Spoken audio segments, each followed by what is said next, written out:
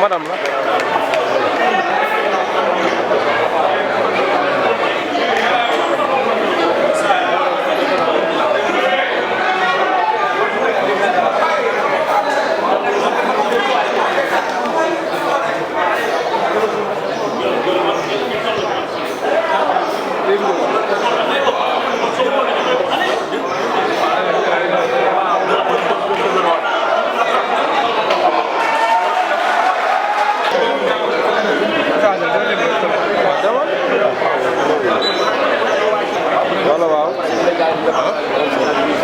waaw ko def na aussi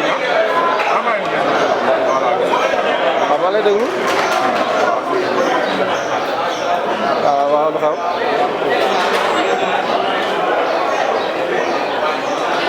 waaw waaw dem ba jaarama dama fa moom jaarama fa moom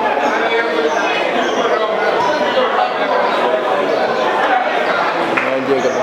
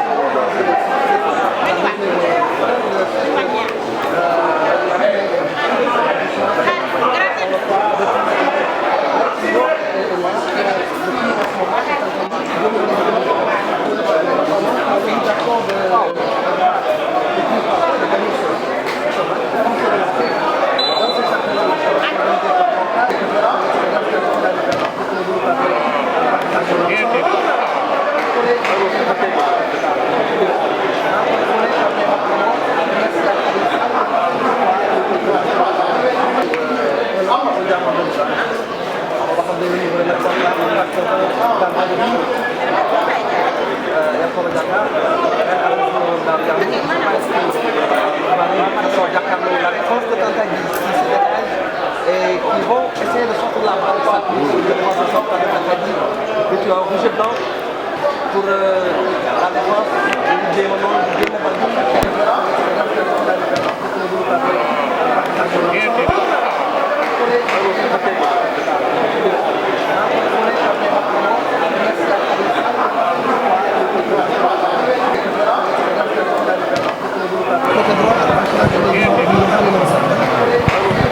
da koy jël siif na ko voilà. Il va servir son partenaire au milieu de terrain. Mal fait et une faute sifflée par l'arbitre central de Jakaarlo de Kaolack. Dans la boîte, la déviation peut-être de la tête, le dégagement de la défense de Tantadji, de son numéro 7. Bien joué, ça va repartir. Attention, ñooy dem noonu, bien joué, le contrôle dañ koy jiitu ci bal bi. dañ koy jiitu ci bal bi. waa Matam yëpp jamono yi ñu ngi seetaan Ndiambour TV, waa Kaolack également. 977. ñu ngi seetaan Ndiambour TV. Ndiambour TV Louga rek moo ma tugal leen. Ndiambour TV du chaîne waa Louga rek c'est vrai que léegi Ndiambour TV est national et même international. Et que en deuxième heure, on aura Ndargou Ndaw Dëkkandoo également. La partie est momentanément interrompue. Il y a le portier. Attention, le portier de Jakaarlo tranquillement. Le long dégagement du portier. La défense de Tantadji, un pied levé, et c'est une faute sifflée par l'arbitre central. C'est pour les Matamois de Tantadji qui vont se dégager. Ils préfèrent laisser avec le portier.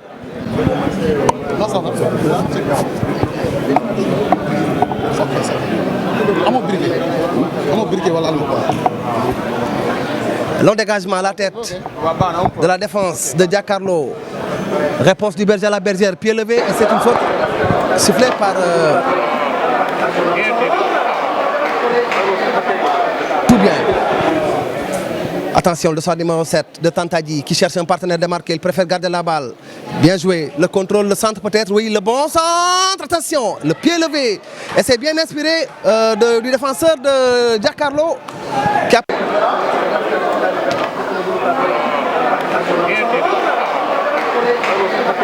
téye bal bi mi ngi noonu ci milieu de terrain bi jox na ko dossard numéro 5 bi on change de côté dégagé par la défense et c'est retourné par dossard numéro 7. Le dossard numéro 7 qui va partir à la phase de réparation day dugg ci biir booy doo téye bal bi dëj ko ah. Cheikh Matam yëpp ñu ngi seetaan kaw la waaw jàmbaar la Khadim Sall ba pare di politicien bu mag Louga Horizon 2035 mooy le responsable de en tout cas ce mouvement. waa Boustane Bongré Pidouze ñëpp ñu ngi seetaan Matam en toute sportivité vous nous suivez sur Ndiambour TV, la chaîne des leaders. À droite, bien joué, Kaolack, Jakaarlo, le bon centre récupéré par l'avant-centre et c'est pas pour longtemps dégagé par la défense de Matam, la balle qui va mourir. Lo bu Kaolack du leen ko may ndax ñoom it également dañu xaw a ëppale tuuti léger avantage Tantadji. Ndargou Ndaw également qui a 1 point, Dëkkandoo de Louga qui a 3 points, qui est leader de cette poule, Jakaarlo de Kaolack qui a 1 point et Tantadji qui est 4e avec 0 point. Et il y aura également une deuxième rencontre très importante entre Dekendo de Louga et Ndargou Ndaw de Rufisque. Tantadji avec le dossard numéro 6 au milieu de terrain.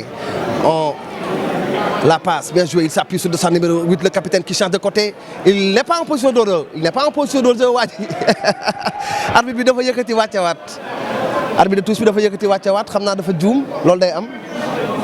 Mais quand même bi mu yëkkatee la ko arbitre central bi gis premier geste bi la gis tiré hors jeu. Pour l'avantage de Jakaarlo de Kaolack, le dégagement du portier de Jakaarlo. Au profit de Tantadji. Tantadji, bien joué, le long dégagement. Attention, le contrôle, la passe récupérée par le joueur de Jakaarlo de Kaolack. La défense de Jakaarlo de Kaolack qui va se dégager certainement. Le long dégagement, la déviation, peut-être le contrôle pour la passe du dossard numéro 11. Il rate son contrôle récupéré par les Matamois. Pas pour longtemps. La balle est pour les Kaolackois. Jakaarlo, la passe à droite de Nabach, bien joué. Il n'est pas en position de jeu, le mauvais contrôle. Le mauvais contrôle du joueur de Jakaarlo et ça va sortir en 6 mètres. Intelligent. De la balle. yow li ngay wax mi ngi génn fi mu ne nii en direct te fayoo da ngaa war na fay mais dal la koy may. xam nga Ndiambour TV moom mooy loolu. lay suivre en direct. waa ñan. waa Matam Tantadji Matam. waaw Matam waaw waaw Matam waaw d'accord d'accord sama copain noo tudd yow. noo tudd. Cissé. waaw Cissé waaw. Cissé Dia. Cissé Dia. Cissé Dia bu Matam. Jakaarlo. Bien joué. Bien joué boy. Il faut libérer la balle. Voilà. Il l'a vu. Le 1-2. Bien joué. À droite c'est bon. Il préfère jouer en profondeur. Attention arbitre. Lan la wax. C'est à l'entrée de la surface de réparation et c'était bien fait. C'était bien fait. Un coup franc très bien placé. Un coup franc très bien placé des Kaolackois. Ah mais bu ko laalul woon yére bi baaxul ah kooku carton jaune la waroon àndal arbitre jox na ko carton jaune defe naa oui il lui a donné un carton jaune. Il lui a donné un carton jaune et c'est un coup franc très bien placé pour les Kaolackois. Attention, ça va partir et c'est mal tiré, c'est mal tiré. C'est mal tiré et c'est dégagé. Profit de l'équipe de Jakaarlo de Kaolack.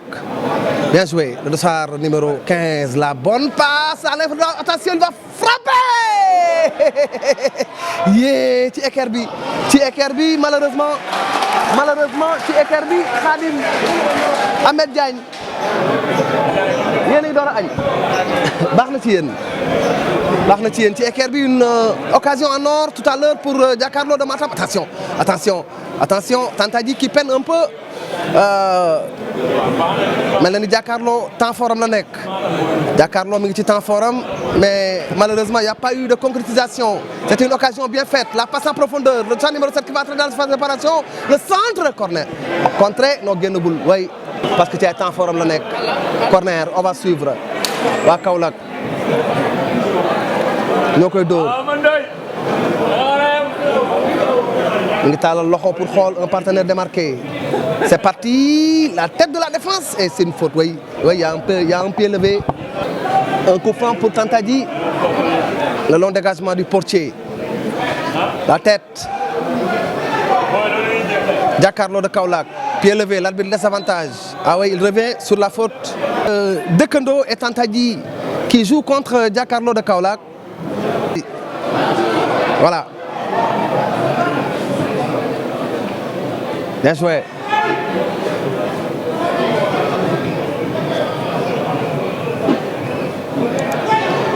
Mal servi, heureusement que le portier était là. Atte ñoom ñaar waxtaan ak ñoom, c'est vrai, c'est important. Cette communication de l'arbitre central. On va suivre la touche pour Jakaarlo. Jakaarlo de Kaolack. La longue touche. Oui, il y a une faute sur le joueur de Tantadji. Oui, sapeur nee na ñu ñëw Croix-Rouge. Xam naa ni sapeur ñëwaguñu mais le joueur est blessé hein. Il n'y a pas encore d'animation sur les gradins. Supporters dafa mel ni ñëwaguñu mel na ni dëkkandoog Ndargou Ndaw ci la animation war a nar a amee. de Tantadji qui va se dégager. Le long dégagement, la tête de la défense de Giancarlo. La deuxième balle récupérée par Matam. Tantadji, bien joué à gauche. Il n'est pas en position de jeu. Le dossard numéro 7 qui a permuté avec le dossard numéro 3, nous avons changé. Et c'est une faute du dossard numéro 7. Et je crois que si on jouait beaucoup sur le dossard numéro 3 de Tantadji pourrait avoir quelque chose. Tantadji pourrait avoir quelque chose. Giancarlo de Kaolack. Giancarlo pour son dossard numéro 5, pour son portier, le capitaine de l'équipe qui joue avec le milieu. Bien joué. Giancarlo de Kaolack. La passe est mal faite. Heureusement que Mouniawat, Tantadji, ça joue bien. Le dégagement de la défense, ça va sortir en touche. Sous le soleil qui est au zénith, une chaleur accablante, en tout cas qui sévit aujourd'hui au stade Ngalandou Diouf. Il y a une faute. Le climat qui n'est pas clément, peut-être. ci deuxième heure bi climat bi dana xaw a favorable tuuti mais nii naaj bi tàng na xale yi ay jàmbaar lañu. Bien joué pour le dossard numéro 7 la balle. Ah oui, il était en position de jeu. Mais toujours pas de but. Dans cette rencontre, la première heure de cette journée, Tantadji de Matam, Giancarlo de Kaolack, 0 but partout. Coup franc pour Tantadji, le long dégagement. La tête de la défense de Kaolack.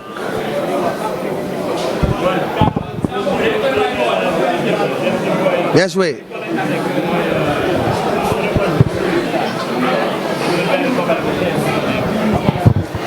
La remise en touche pour Matam avec le capitaine.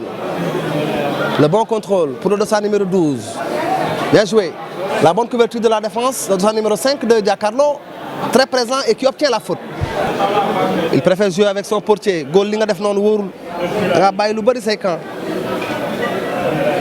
Touche. Ça va pas tarder la fin de cette première période ici au stade Ngalandou Diouf, toujours pas de but entre Giancarlo de Kaolack et Tantadji de Matam. Sont beaucoup avec l'équipe de Giancarlo de Kaolack. L'arbitre laisse avantage joué. Le dossard numéro 11. Attention là.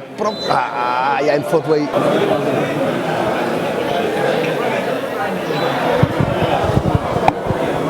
Ça joue bien. Ah oui, il a essayé une frappe. Et c'est bien essayé, boy. Au moins les gardiens de but, parce que des fois ils sont trop à l'aise. Dégagement, Tantadji. À gauche, la tête de la défense de Giancarlo. Ça va revenir pour le dossard numéro 17 de Giancarlo qui sert l'arrière droit, le 1-2, bien joué, on change de côté. À gauche, ça joue bien, le dossard numéro 10, l'appel de balle. Il préfère jouer avec le dossard numéro 7. Attention, il va partir, la frappe peut-être, non, la passe. Attention, il va partir dans la surface de réparation. Dara Amoul. Les Dougou, le centre. Jeexagul. Na wóor boy, na wóor.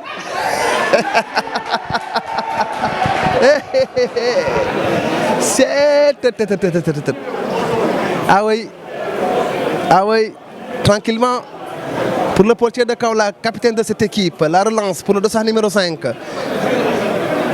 Pour le dossard numéro 5, attention, perte de balle. Pour le dossard numéro 12 qui préfère jouer avec son gardien. Tantadji. On essaie de sortir la balle. Le dossard numéro 12, bien joué. Ah oui. Le long dégagement. Khadim. Boy bi dafa lambé goal bi. Dafa lambé goal jamono goal kii. Arona Ndiaye.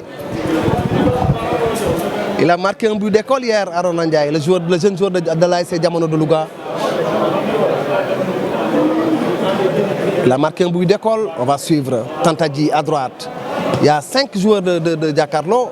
La tête de la défense, bien récupérée par le dossard numéro 17 de Giancarlo. Il joue bien. Ah oui. Il joue bien. Toutes les balles passent sur lui. le dossard numéro 11 de Jakaarlo de Kaolack kaay da ngay delluwaat arbitre bi taxawagul pareegul mi ngi noonu di àtte voilà.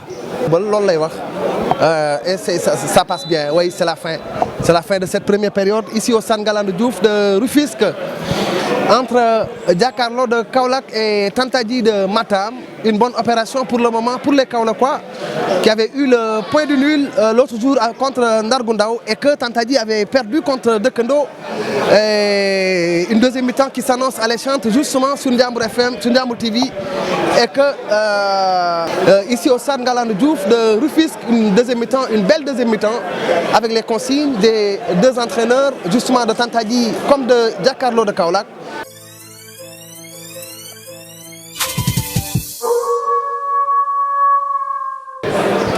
Dëkkandoo de Louga avec Omar Diallo aujourd'hui qui fait partie du groupe qui n'avait pas joué l'autre match et c'est parti pour la deuxième période ici au stade Ngalandou Diouf de Rufisque. Jakaarlo de Kaolack, Tantadji de Matam, c'est l'entrée de l'équipe de Dëkkandoo, l'équipe détentrice de cette coupe nationale avec les loisirs bleu et blanc. Le dégagement, on cherche le dossard numéro 10 de Tantadji et c'est le portier, capitaine de Jakaarlo de Kaolack qui va certainement se dégager tranquillement pour le dossard numéro 5 qui s'appuie sur le dossard numéro 6. On change totalement de côté.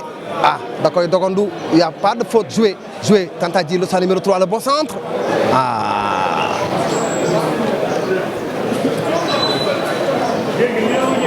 Et ça va repartir pour waa Kaolack. ñoo ko yor le libéro dossard numéro 5. On cherche dossard numéro 7, bien joué. Ah waouh, bon dégagement de la défense de Tantadji. La bataille au milieu de terrain. Gagné pour le moment par Tantadji, pas pour longtemps.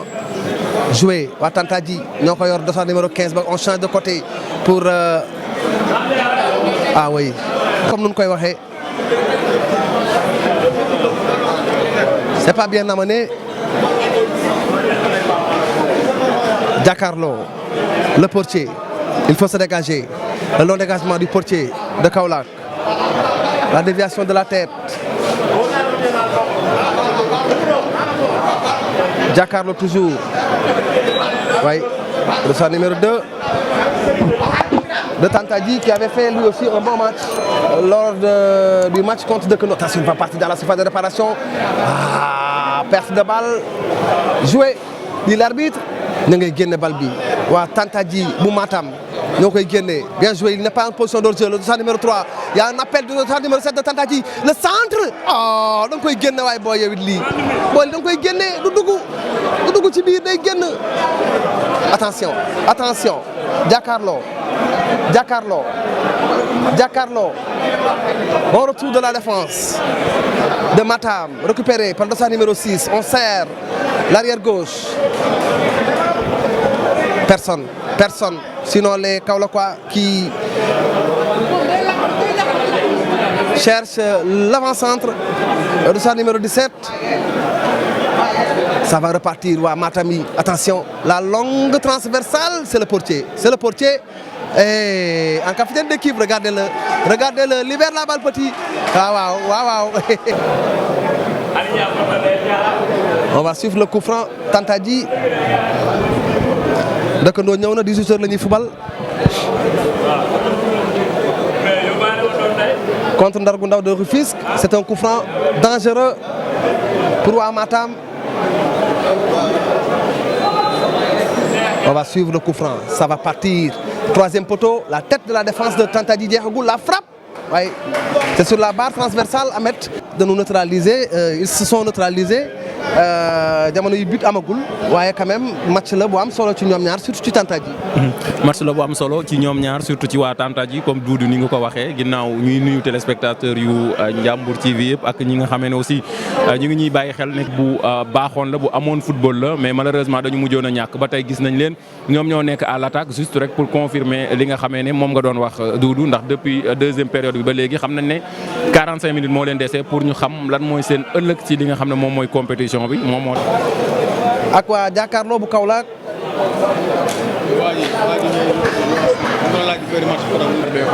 day neer des fois moo tax ba xam ne nii. corner ba day dem Tantadji Matam ca kaw le portier tranquillement le long dégagement pour l'avant-centre am na ñaari défenseurs yu fa nekk day jël le duel à droite c'est bon oui bien joué passe day gudd waay booy passe day gudd les rouges et blancs dégagement de la défense de Kaolack et c'est une touche et Tantadji n'a pas encore dit son dernier mot. Dossard numéro 6, dossard numéro 9 de Tantadji. Pour le dossard numéro 10, la passe à droite. Oui, foofu la fa mu jaar foofu mu jaar la. Dossard numéro 12, bien joué. Pour le dossard numéro 3, je l'avais dit, le bon centre.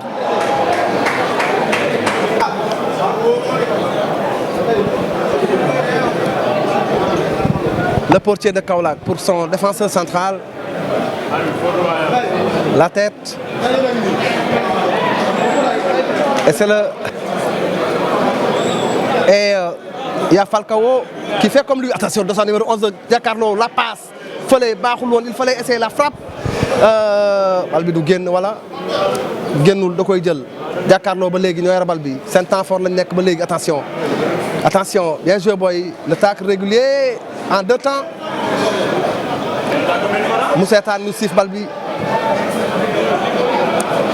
balaa muy jeex Doudou ndax kenn ku ci ne da nga koy soxla wax nañ ko léegi ndax match de qualification la match de poule la aussi te kenn ku ci ne il faut nga daal di am lu bari pour rek nga mën a génn ci li nga xam ne moom mooy sa poule moom moo tax ñaari équipe yëpp dañuy gis ne ñu ngi créer ay occasion ak waaye malheureusement ci dernière action bi la ñuy faussé gagné équipe bu Matam bi di Tantadji benn bal ci dara tey nag ñu war a nekk ci li nga xam ne moom mooy deuxième tour bu am solo bi nga xam ne tey képp kuy Lougatois yaa ngi koy xaar moo xam nga nekk ci biir dëkk bi moo xam nga nekk ci biti da nga koy bàyyi xel bu baax a baax te mu nekkat beneen match boo xam ne remake la ndax ñoom ñaar daal di woon nañu laale foofu ci diwaan bu Thiès ci match de poule ñu defoon 1-1 tey nag ñu war a ñëw def li nga xamee ne peut-être moom mooy jongantewaat beneen bu bokkul ak li nga xamee ne moom mooy fa ñu nekkoon daaw le dossard numéro 8 côté Kaolack moom mooy joué jox ko le dossard numéro 4 dañuy def benn inde ñu daal di koy réussir waaye day changer côté ba ci le dossard numéro 5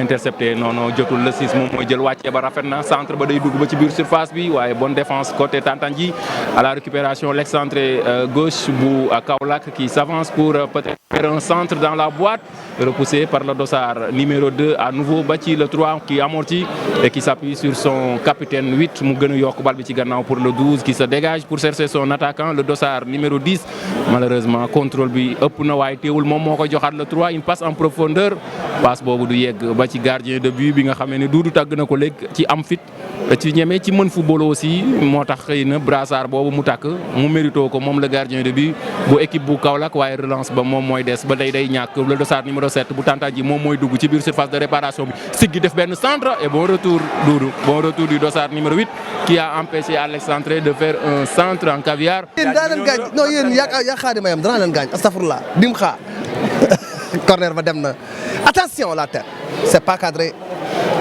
cadré moom xam naa ni wax na leen ko waaw wax na leen importance match bi ci en tout cas l'avenir de cette équipe de Matam une belle équipe de Matam quand même il faut le dire ay c'est une belle équipe de Tantadji il faut le dire boo xamante ni ñëw na ci phase nationale yi jàkkaarloo de Kaolack avec le dossard numéro 7 lui aussi un bon joueur qui obtient la faute sifflé na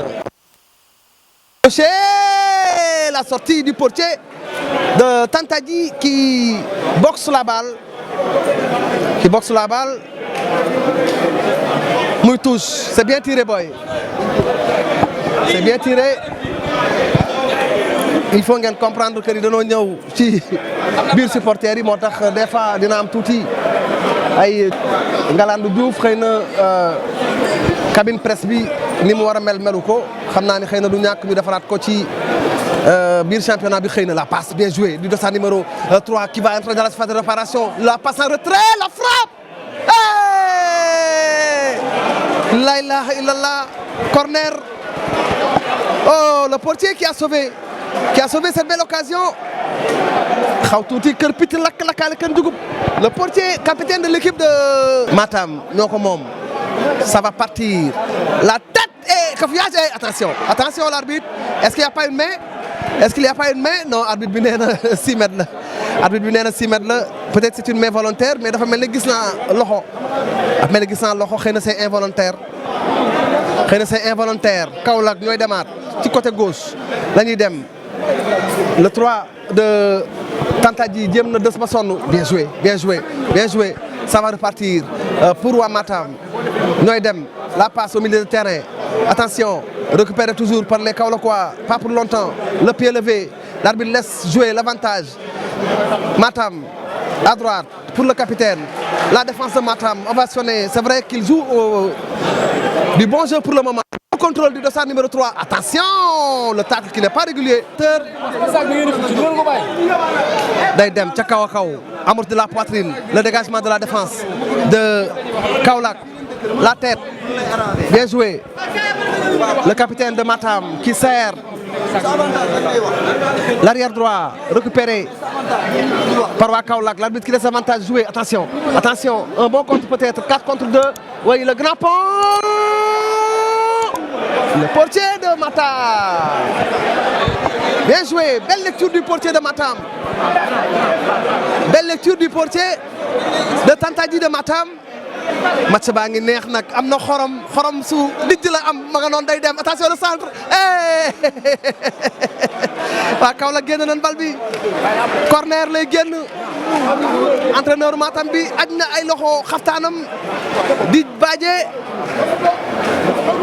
au même moment l'entraîneur de Kaolack qui est en train d'appeler un joueur pour peut-être les replacer wax na dëgg taxawaay bi des na sa pes yi corner bi day dem la déviation de la tête de sa numéro 15 la frappe dañ koy dégager waa Kaolack gi dañ koy dégager mu contrôle ca kaw amorti de la poitrine ñu dégager bal bi Chandel jeexagul le 7 de Matam qui laisse filer la balle touche pour waa Kaolack le dossard numéro 11 waaw boy ayaya Tantadji de Matam Jakaarlo de Kaolack c'est deux grandes équipes très joueuses quand même le dossard numéro 16 qu'est-ce qu'il va faire il cherche un partenaire démarqué il préfère jouer ñu dogandu bal bi waaj da koo loupé ñooy dem ña ngay dem day génn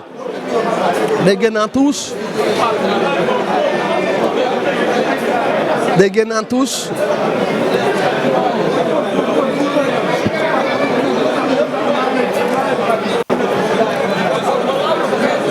coup franc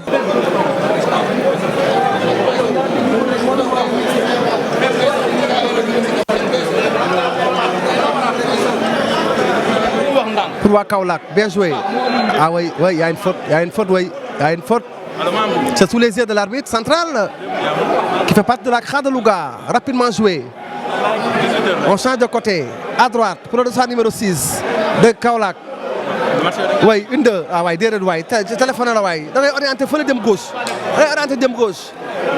le dogandu du joueur de Matam il va partir joueur Matam bu gaañu ci biti am na benn joueur Matam bu gaañu ci biti waaye teewul match baa ngay continuer dossard numéro 10 mooy dem ñu dal ko attention cafouillage y a rien joué et c'est une faute oui dossard numéro 7 dafa def faute dossard numéro 7 bi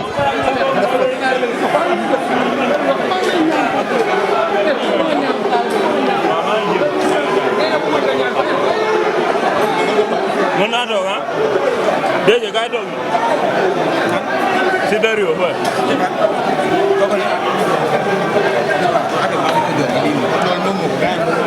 non lii 100 heures la 100 heures bu ko jógee bi yàqu doo ko dugal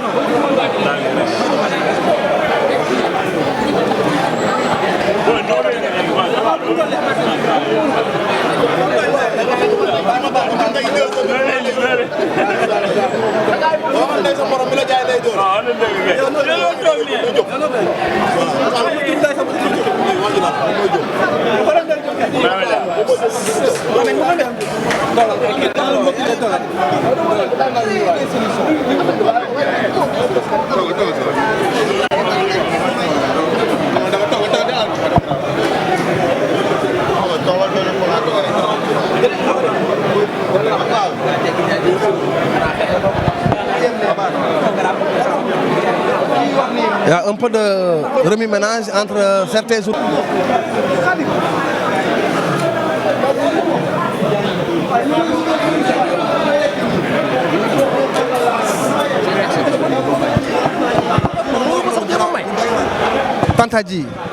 Tantadji, attention, le contrôle. Le contrôle du joueur de Tantadji de Matam. Mais non, on touche des gains. Il y a un changement. Kaolack ñooy waaj a def changement. Bien joué. Bien joué. On change de côté. Et c'est le portier. Non, la défense centrale. Coup franc, arbitre foofu dara amu fa. Ñu defaraat ko.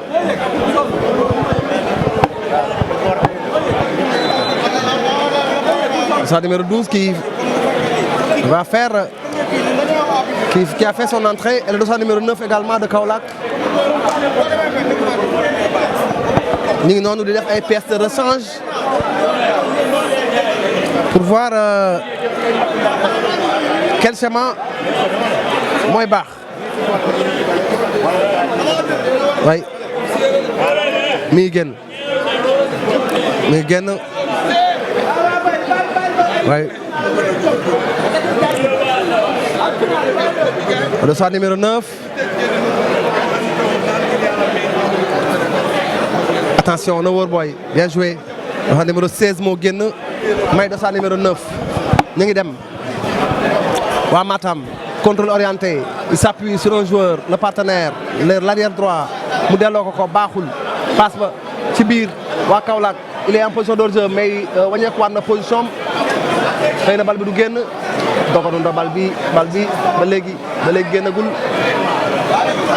attention, attention, il faut libérer la balle.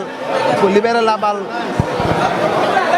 Kaolack, le dribble, et il va obtenir la faute. Oui, il va obtenir la faute. Bien joué. Rapidement. Faute. L'arbitre laisse avantage. Jouer. Du egg.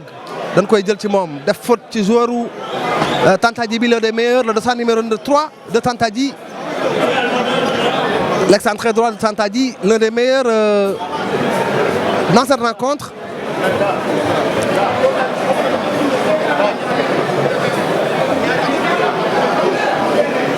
Tantadji, il l'a vu. Le bon centre, contrôle, Barna Yekati Tank. Ah oui, hors-jeu.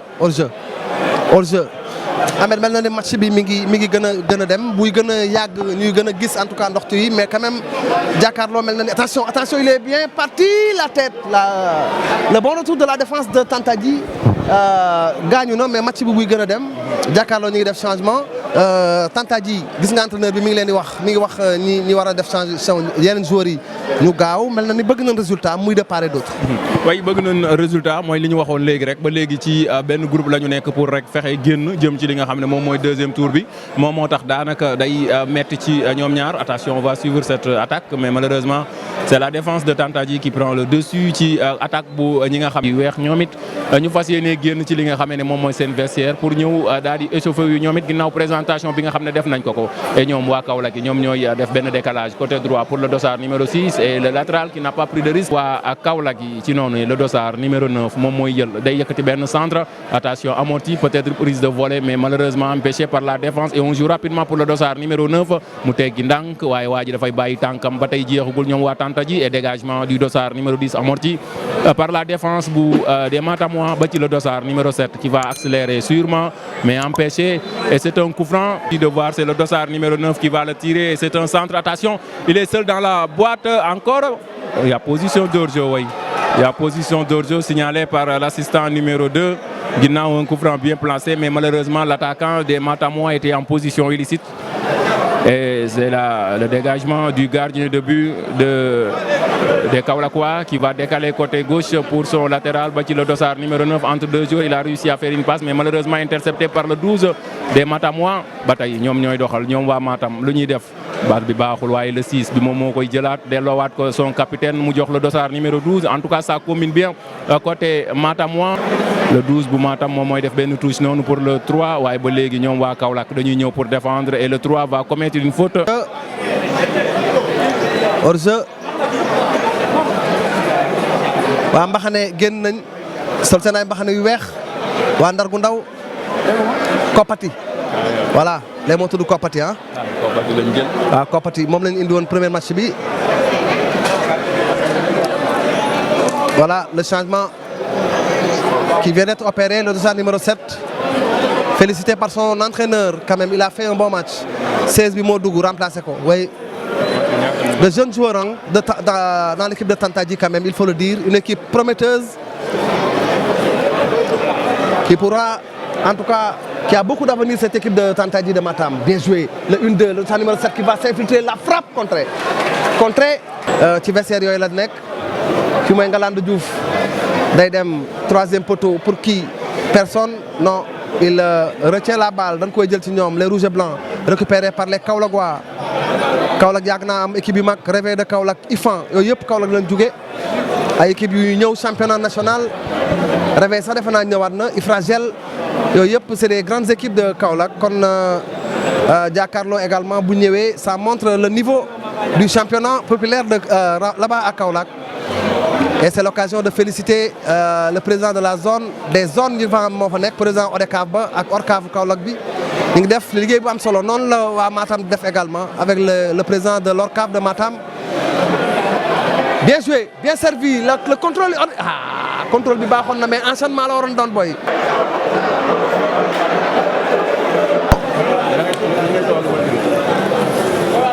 Aux dirigeants de Matam et aux dirigeants de Kaolack, la tête de Roger Mendy, la deuxième balle, bien bottée, mais c'est pas cadré. C'est pas cadré. Dëkkandoo génn nañu. Ndar gu ndaw génn nañu waa Ndar gu ndaw ñoo nekkee ne sol ay Kopati ak seen ay blouson yu rouge. Culotte blanc rouge dëkkandoo ña nga nële dossard bleu blanc. Il préfère laisser la balle sortir.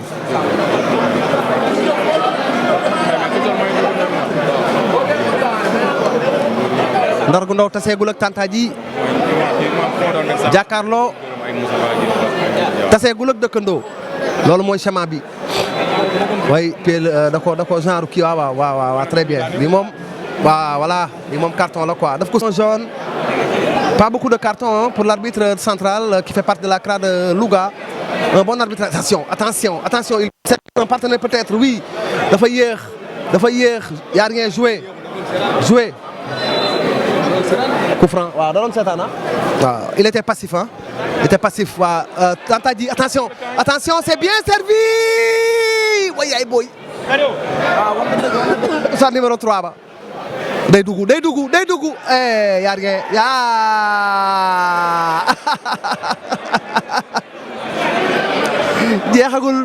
jeexagul waa Matam dans la boîte tranquillement le portier et capitaine de l'équipe de Jakaarlo mal dégagé Matam qui déroule au milieu de terrain le dossard numéro 6 on cherche le dossard numéro 15 la déviation dégagé par la défense, mal dégagé, contrôlé par le dossard numéro 3, le meilleur presque, le meilleur pour Tantadji, la mauvaise passe, da koy dégagé, day génn stade bi, ñu jox ko beneen bal, mu touche ko,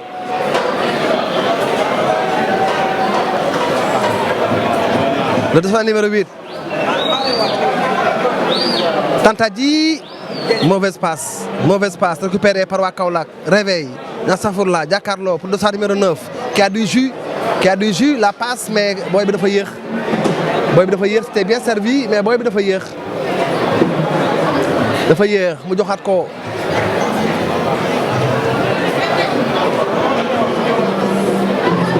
touche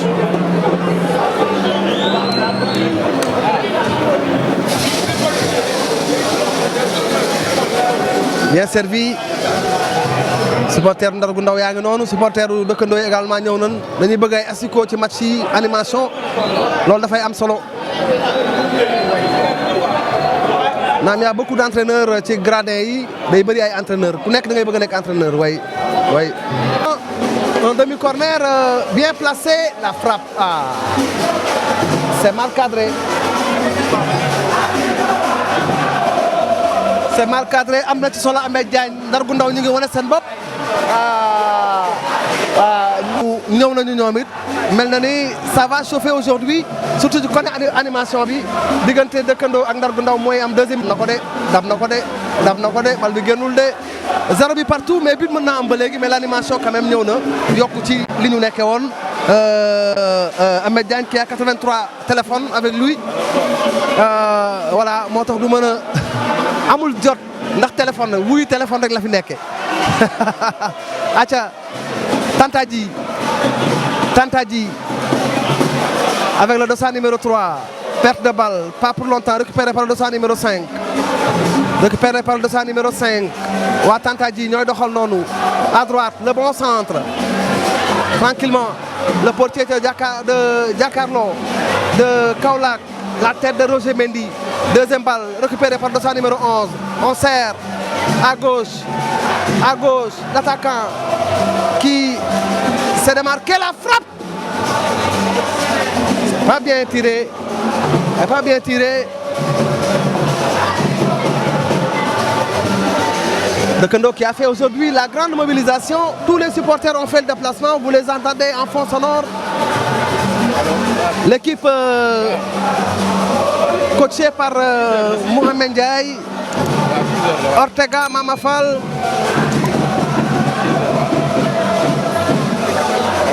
Ratcha Gougoun lañ tëgg léegi Ratcha Gougoun sa Gougoun Rattan loolu lañ tëgg léegi voilà le dégagement la tête Roger Mendy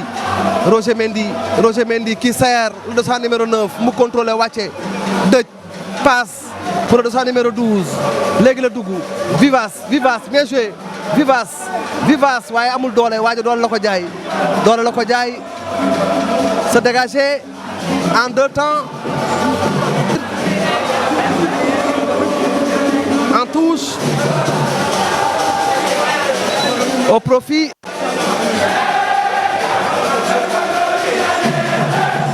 la ilaha illallah déggal loolu xam nga loolu tula le Chandel le portier de Jakaarlo le long dégagement la tête manquée récupérée par le dossard numéro 7 mu mel ne daf ko xaw a waaw bon retour et c'est toujours Tantadji qui a le cuir Tantadji qui essaie de repartir à gauche peut-être non contré au milieu de terrain le capitaine qui sert le dossard numéro 6 de Tantadji le dossard numéro 6 qui cherche un partenaire démarqué il a trouvé le dossard numéro 12 le petit dossard numéro 12 qui obtient la faute mu bàyyi ko dossard numéro 9 bi mooy arrière gauche bi on va certainement jouer à droite parce que le dossard numéro 3 c'est le maître à jouer pratiquement il a fait toutes les bonnes occasions de Tantadji Roger Mendy mooy door bal bi Roger Mendy dossard numéro 2 bu Tantadji bi il est très bon très présent directement pour le portier de réveil le bon dégagement attention c'est une passe même c'est même une passe day dugg ci biir mu jox ko dossard numéro 7 bi mu téye wàññeekuwaat jeu de jambe bien joué on change de côté le dossard numéro mal joué c'est récupéré par les Matamois pour le dossard numéro 12 qui va chercher un partenaire ne daf fay jaar daanuwul jaar na fa et bon retour de la défense Ahmed stade bi coloré na changé na en tout cas parfum comme ni ñu koy waxee dégg nga supporter dëkkandoo yi waaye ba léegi ci match bi bit amagul. waaye li lay yëngal ñëw nañ yaa ngi dégg asiko yi yaa ngi dégg aussi li nga xamee ne ñoom ñooy waa dëkkandoo yi ñoom ñoo yëngal noonu ci suñu côté ndeyjoor waaye ci ñaari équipe yi ci li nga xam ne moom mooy pelouse bi ñoom it ñu ngi doxal surtout ñi nga xamee ne ñoom ñooy waa Tantadji wax nañ ko sànq ni nga xamee ne moom la ñuy def boobu ba léegi nii da koy waral mooy seen premier match ñoom rek ñoom ñoo ci ñàkkoon ndax beneen match ba nul la woon 0-0 tey moom dëkkandoo gagné woon ko 2-1 tax mu war a amaat beneen taxawaay bu am solo loolu ba léegi nag teggiwu ci ay tànkam ci la daal di nekk nii ngir rek daal di mën a gagné pour mën a bokk ci course bi pourquoi pas wala mën a xajamal jëm ci li nga xamee ne moom mooy deuxième match bi et c'est un coup franc du dossard numéro 2 sur l'excentré droit de l'ASC Diack du gardien de but des Matamois pour se rafraîchir. En tout cas, le ciel est nuancé ici. Et ñàkkul ne ba léegi ñu ngi fi ñoom ñooy doxal ñoom ñi nga xamee ne ñoom ñooy waa ka xamee ne moom mooy 1 point noonu la affaire bi daal di demee pour li nga xamee ne rek moom mooy premier match bi Doudou daal di nay jeex fii ci stade bu Ngalandou Diouf. jeex na match bi fii ci Ngalandou Diouf première heure bi diggante Tantaji la woon ak waa Kaolack jàkkaarloo de Kaolack léegi physionomie match bi physionomie groupe bi dafay changé parce que ñi nga xam ne ñoom mooy Tantaji léegi 1 point la ñuy am joué 2 matchs am 1 point jàkkaarloo bu Kaolack dernier match am mi ngi am ki nga xamante ni moom mooy waa dëkkandoo lay am et tout va se défendre ci match bi dëkkandoo war a joué léegi jàkkaarloo dafay am moom jamono yi 2 points su 2 matchs ñaari nul dëkkandoo 3 points la am benn match la joué am ci 3 points Ndargu Ndaw benn match la joué am 1 point match dëkkandoo Ndargu Ndaw bi ñuy war a suivre nii dans un instant dafay déterminant mais quand même Tantaji moom situation moom mooy gën a jafe instant bi nii situation moom mooy gën a jafe Cheikh voilà. voilà am na ñu mu waxoon ñu ngi leen di xaar le parrain de cette rencontre Khadim Sall président mouvement vision horizon 2035 moom mooy le parrain am na ñu mu waxoon ni yabal na leen ñu ngi leen di xaar kon ci kanam tuuti incha allah dëkkandoo qui va jouer contre l'équipe de Ndargu Ndaw en direct sur Ndiambour TV la chaîne des leaders ngeen ko am léegi ci Ndiambour TV Khadim Sall moom it mooy parrain bi tey xam naa ni wax na ni dana am ñu mu yónnee voilà mi ngi noonu Khadim Sall un bienfaiteur doomu Louga la di jàmbaar voilà un acteur politique un opérateur économique Khadim Sall le parrain